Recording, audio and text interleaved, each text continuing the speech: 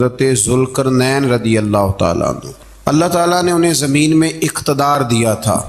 4 لوگ دنیا میں ایسے ہو چکے ہیں جنہیں اللہ تبارک و تعالیٰ نے پوری دنیا میں اقتدار دیا، ایک وقت میں پوری دنیا کا ایک ہی بادشاہ۔ 2 مسلمان تھے، 2 کافر۔ مسلمانوں میں حضرت سلیمان علیہ السلام اور جناب ذوالقرنین علیہ السلام، اور کافروں میں بخت نصر اور نمرود۔ یہ 2 لوگ ہیں جنہیں اللہ نے پوری دنیا میں اقتدار دیا، اور پھر اس کے بعد آنے والے وقت میں اللہ تعالیٰ امام مہدی کو سارا اقتدار عطا فرمائے گا پوری دنیا کا۔ حضرت ذوالقرنین کے بارے میں 2 روایات ہیں، ایک تو یہ ہے کہ وہ نبی تھے اور ایک یہ ہے کہ نہیں وہ ولی تھے، لیکن مجھے حضرت مولا علی شیر خدا رضی اللہ تعالیٰ عنہ کا قول ملا ہے جس میں آپ نے فرمایا کہ نہیں وہ نبی نہیں تھے، تو اس لیے میرا نظریہ یہی ہے کہ وہ اللہ کے ایک نیک بندے تھے۔ اللہ نے انہیں پوری زمین میں اقتدار دیا۔ وہ ایک مہم پہ نکلے، ان کا ارادہ بنا کہ میں ذرا دنیا کا چکر لگاؤں، تو انہوں نے سفر شروع کیا کہ میں دیکھوں ذرا سورج غروب کہاں ہوتا ہے۔ تو فرماتے میں پہنچا، بڑا گیا، لیکن میں اس مقام تک پہنچ گیا جہاں سورج غروب ہوتا ہے، تو پھر میں نے دیکھا کہ ایک سیاہ کنواں ہے جس کے اندر جا کے وہ چھپ گیا ہے، لیکن رب کریم کی اس حقیقت تک میں پہنچ سکا نہیں۔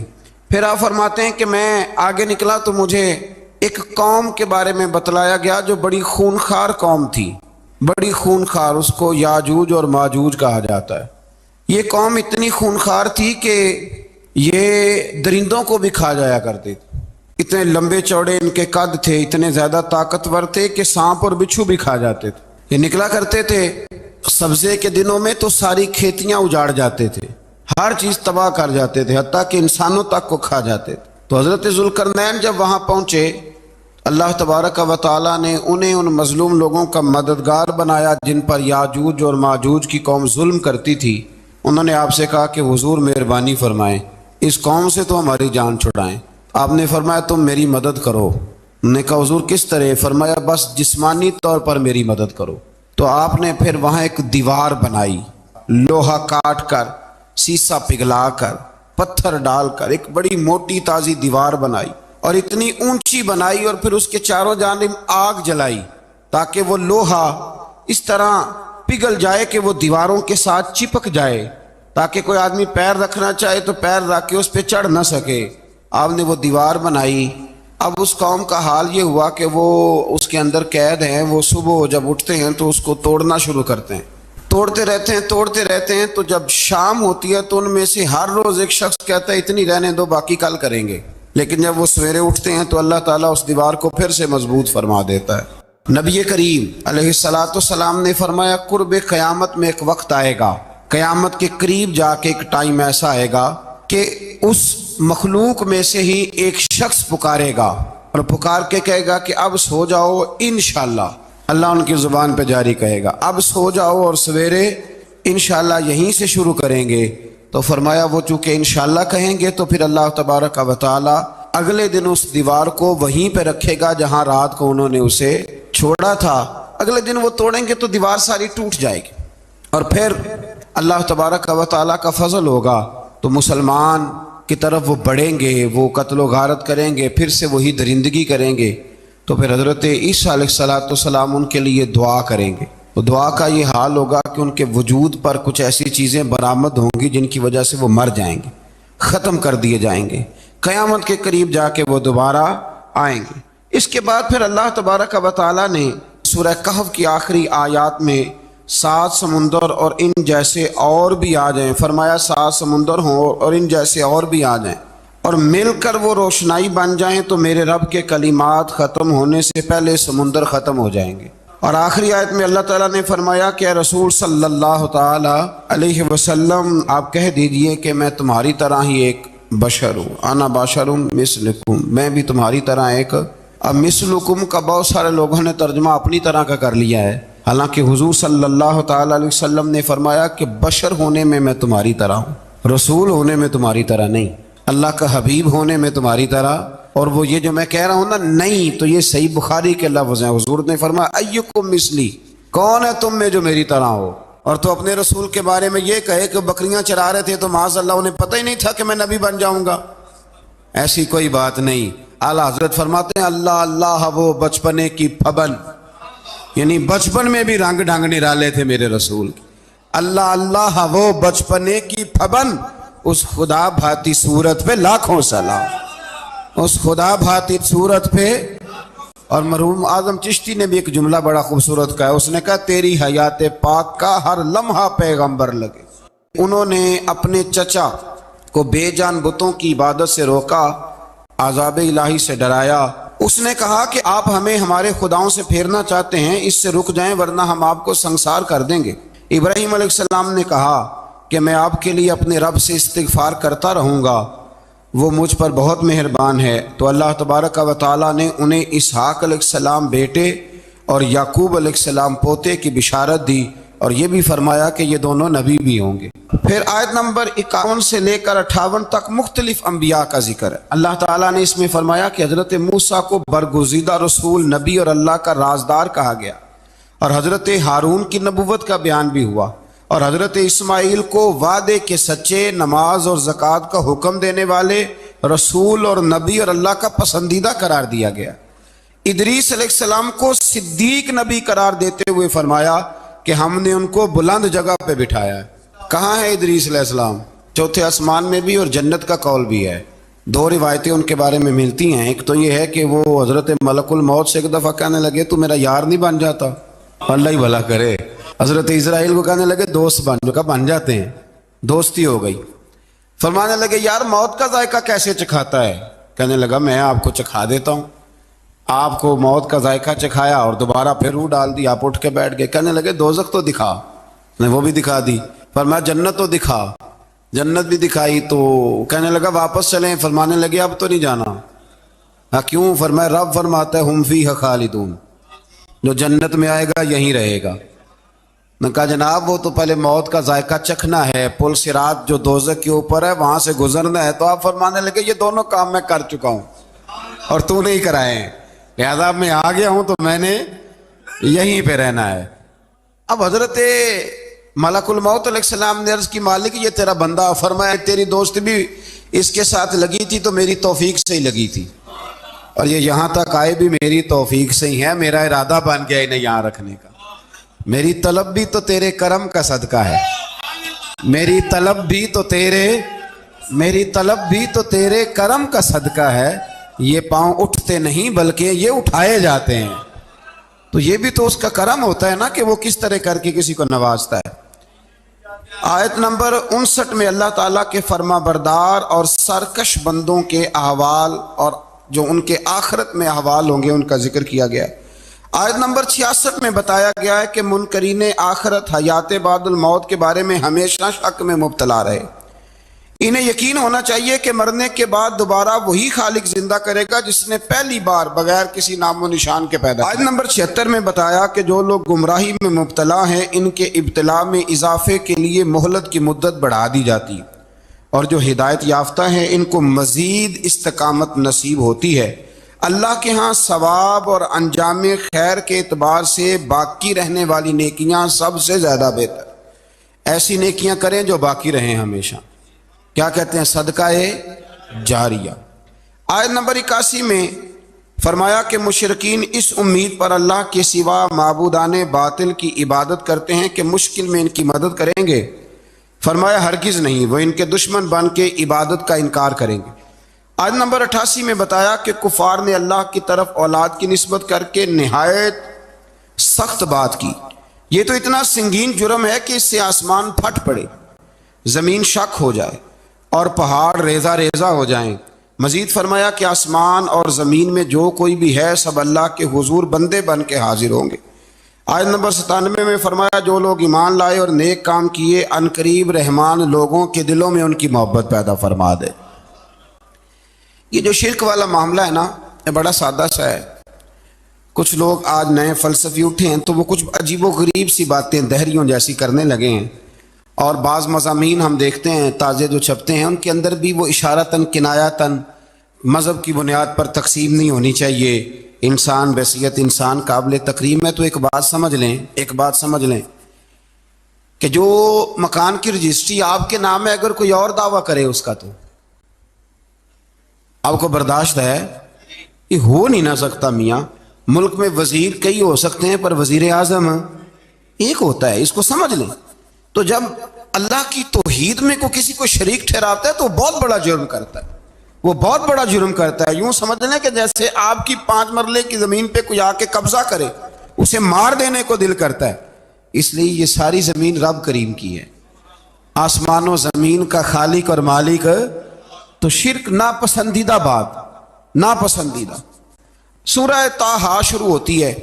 اس سورہ طٰہٰ میں نبی پاک صلی اللہ تعالی علیہ وسلم کو رب کریم نے فرمایا کہ محبوب قرآن اس لیے نازل نہیں کیا تھا کہ آپ مشقت میں پڑ جائے۔ نبی کریم لمبی لمبی نمازیں پڑھتے تھے، لمبی لمبی۔ تو قرآن مجید نے کہا طٰہٰ ما انزلنا علیک القرآن لتشقیٰ، محبوب قرآن اس لیے نازل نہیں کیا کہ آپ مشقت میں پڑ جائیں۔ حضور لوگوں کو بڑی جد و جہد کے ساتھ دین کی طرف بلاتے تھے، تو کہا محبوب قرآن اس لیے نازل نہیں کیا تھا کہ آپ مشقت میں پڑ جائیں۔ آپ تو مشقت کرنے لگ گئے۔ وہ یا رب اپنے محبوب کو کہہ رہا ہے، جیسے سورہ مزمل میں بات ہوئی نا کہ محبوب تھوڑا آرام بھی فرما لیا کر، محبوب تھوڑا آرام بھی فرمائے۔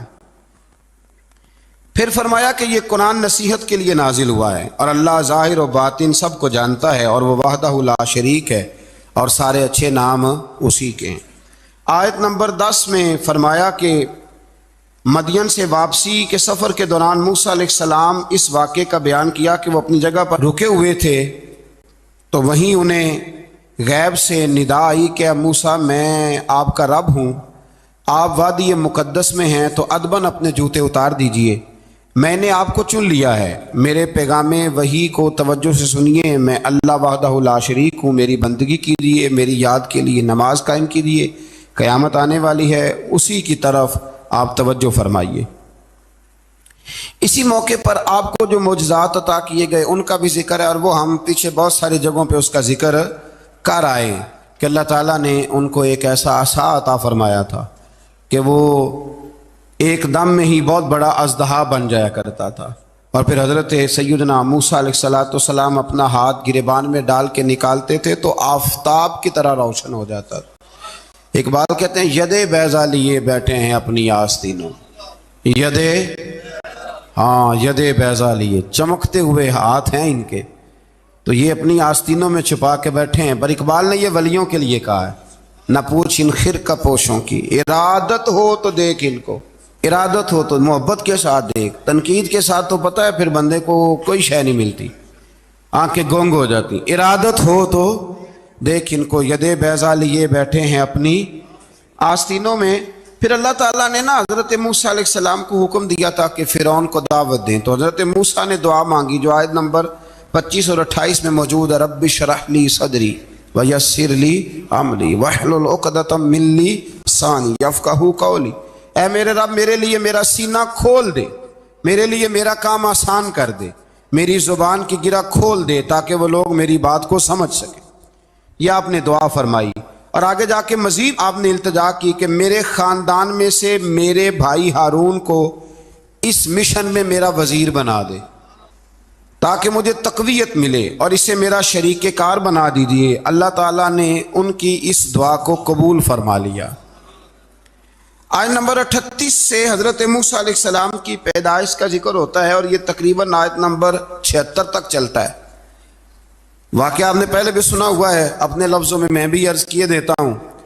فرعون کو اس نے وہ خواب دیکھ لیا تھا کہ ایک ستارہ اٹھے گا اور پھر وہ گرے گا تو میری ساری سلطنت کو تباہ کر دے گا۔ نجومیوں سے اس نے پوچھ لیا، اس نے کہا کہ ایک بچہ پیدا ہوگا جو تیری سلطنت کو تباہ کرے گا۔ چاہیے تو یہ تھا کہ وہ توبہ کرتا، لیکن اس نے کیا کیا کہ اس نے بچوں کو قتل کرانا شروع کیا۔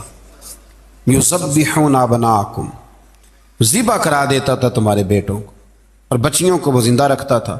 اللہ تبارک و تعالیٰ کی قدرت دیکھیے، رب بڑا ہی کریم ہے۔ آپ یقین کریں مولا کے دینے کے انوکھے ہی انداز ہیں۔ یعنی حضرت موسیٰ کوہ طور کے پاس آگ لینے جائیں تو اللہ تبارک و تعالیٰ پہلی وہی فرما کے نبی بنا لے۔ بھائی حضرت یوسف کو کنویں میں ڈالے تو رب وہاں سے نکال کے مصر کا حکمران بنا دے۔ وہ بڑا ہی بے نیاز ہے، مولا کے دینے کے انداز بڑے ہی انوکھے ہیں، وہ بڑے انوکھے انداز میں نوازتا ہے۔ تو حضرت موسیٰ جب پیدا ہوئے تو ان کی والدہ نے پتہ کیا کیا، ان کو ایک صندوق میں بند کر کے دریا میں بہا دیا۔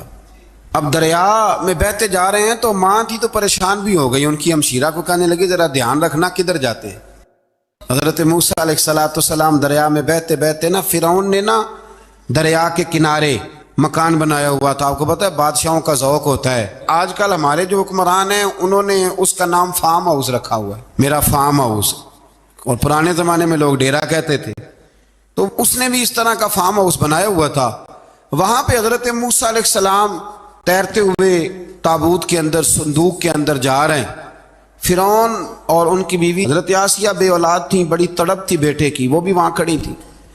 صندوق تیرتا ہوا آیا تو فرعون نے کہا کہ جاؤ پکڑ کے لاؤ دیکھو کیا ہے۔ جب وہ لے کے آئے نا تو آپ کی ہمشیرہ جو نگرانی کر رہی تھی پریشان ہو گئی کہ یہ تو اس کے ہاتھ لگ گئے، یہ تو اب مار ڈالے گا۔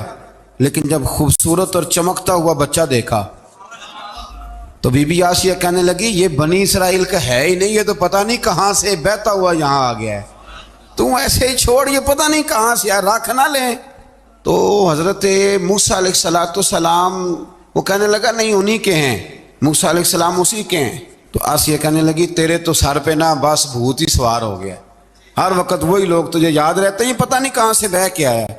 اب رکھ لیا، مان گیا فرعون۔ آپ فرعون کے گھر میں جو اس لیے بچے مروا رہا تھا کہ میری سلطنت حضرت موسیٰ پیدا نہ ہو جائیں، تو اسی کے گھر میں پرورش پانے لگے، اسی کے گھر میں۔ اب عورتیں منگائیں گئی دودھ پلانے کے لیے، تو حضرت موسیٰ علیہ السلام کسی بی بی کا دودھ نہیں پیتے، تو آپ کی ہمشیرہ نہ وہیں دائیں بائیں گھومتی رہتی، تو کہنے لگی جناب آسیہ سے کہ میں ایک بی بی کو جانتی ہوں بڑی صاف ستھری ہے، مجھے امید ہے یہ بچہ اس کا دودھ پیے گا۔ تو فرعون کہنے لگا دوڑ کے لا، تو وہ اپنی والدہ کو لے کے آئیں، تو حضرت موسیٰ نے فوراً دودھ پینا شروع کر دیا۔ فرعون کو پھر تھوڑا شک ہوا۔ ایک روایت یوں بھی لکھی ہے بعض لوگوں نے کہ فرعون ایک دن اٹھایا ہوا تھا حضرت موسیٰ کی ابھی تھوڑی سی عمر تھی، تو آپ نے اس کی داڑھی پکڑ کے تو ایک گھونسا دے مارا، جلالی تو شروع سے ہے نا، تو کہنے لگا آسیہ تو مان نہ مان یہ بچہ وہی ہے۔ تو حضرت بی بی آسیہ کہنے لگی کہ تجھے غلط فہمی ہے، یہ وہ نہیں ہے۔ اس نے کہا دیکھو نا یہ تو اٹھاتی ہے تو پیار کرتا ہے، اور میرے جب قریب آتا ہے تو اس کے لب و لہجے میں تلخی محسوس کرتا ہوں۔ اس نے کہا بچوں کو کیا پتا، خیر ایک طرف اس نے کھانے پینے کی چیزیں رکھتی، ایک طرف انگارے رکھ دیے، وہ بھی حضرت آسیہ کہتی ہیں کہ تجھے سمجھ آئے بچے بچے ہوتے ہیں۔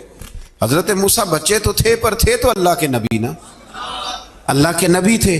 جب اس نے کہا نا یہ بچے ہیں، تو حضرت موسیٰ علیہ السلام بجائے انگاروں کی طرف جانے کے نبی تھے، وہ سیدھے کھانے پینے والی چیزوں کی طرف بڑھنے لگے۔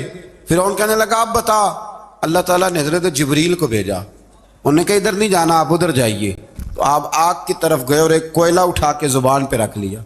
تو آسیہ کہنے لگی سمجھ آئی، بچے کو کیا پتا کدھر جانا ہے کدھر نہیں جانا، اگر وہ اتنا ہی خیال ہوتا وہی بچہ ہوتا تو آگ۔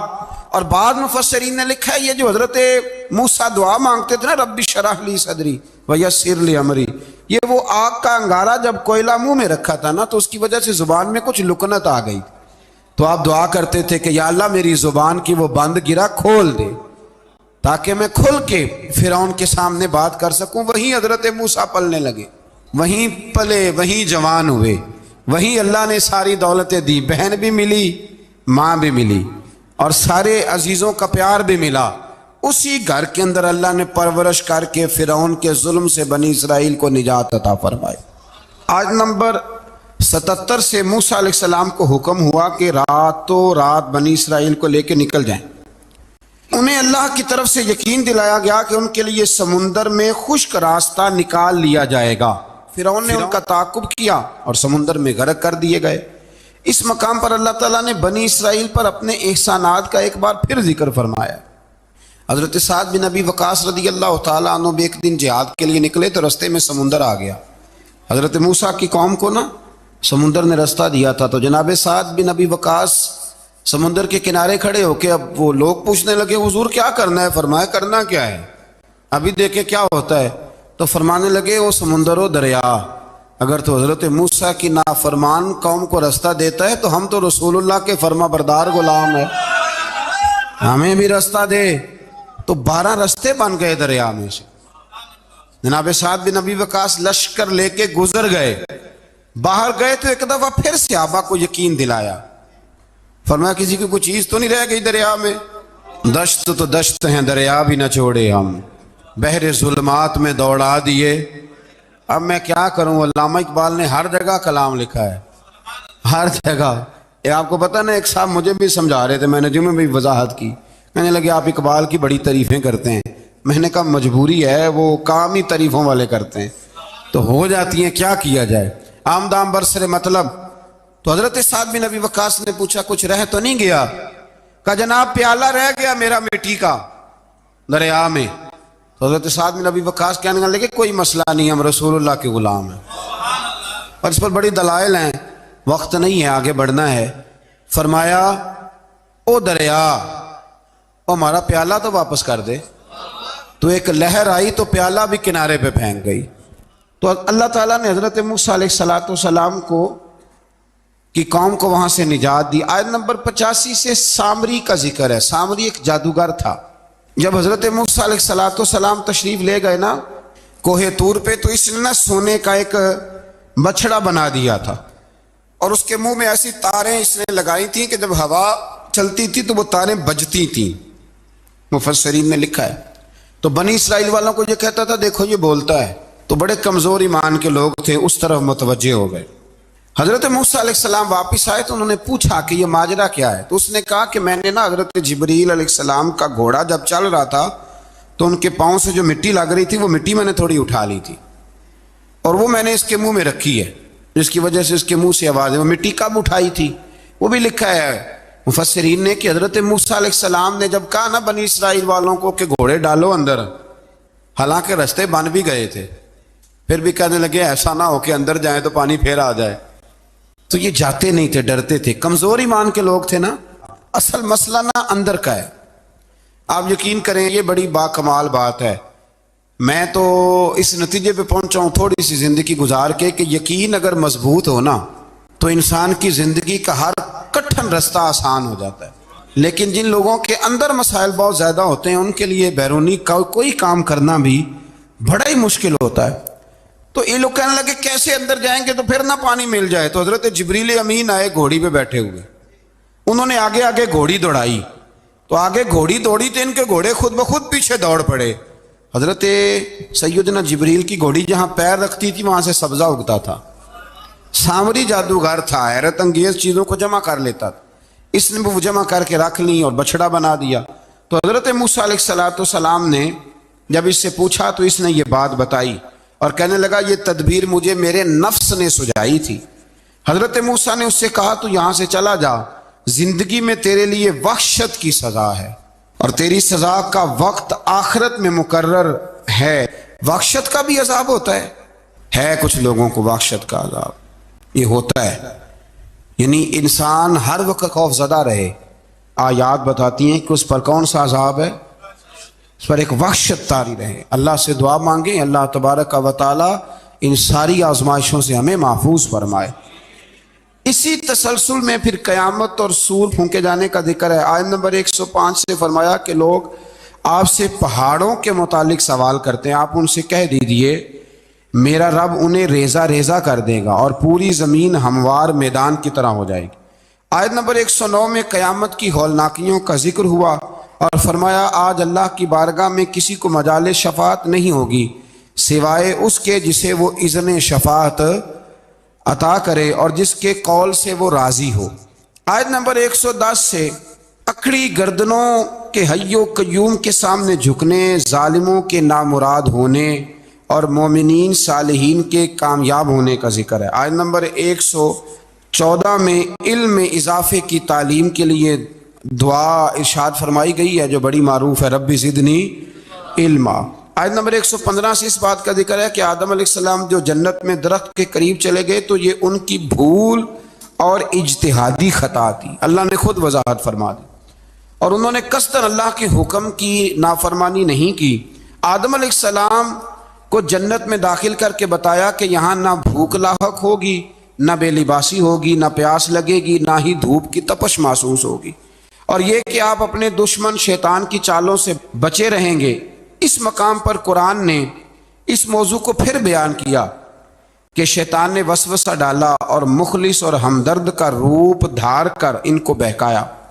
انہوں نے ممنوع درخت سے کھا لیا سو ان کے ستر کھل گئے اور جنت کے پتوں سے اپنے ستر کو ڈھانپنے لگے، پھر اللہ نے ان کی توبہ قبول کی اور جنت سے زمین پر بھیج دیا۔ آیت نمبر 124 سے اللہ تعالیٰ نے فرمایا جو ہماری یاد سے غافل رہے گا ہم اس کے لیے معیشت تنگ کر دیں گے۔ وَمَنْ أَعْرَضَ عَنْ ذِكْرِي فَإِنَّ لَهُ مَعِيشَةً ضَنْكًا، جو ہماری یاد سے غافل ہوگا اس کے لیے زندگی اس پر اللہ تبارک و تعالی ہر وقت اپنی یاد کی توفیق عطا فرمائے۔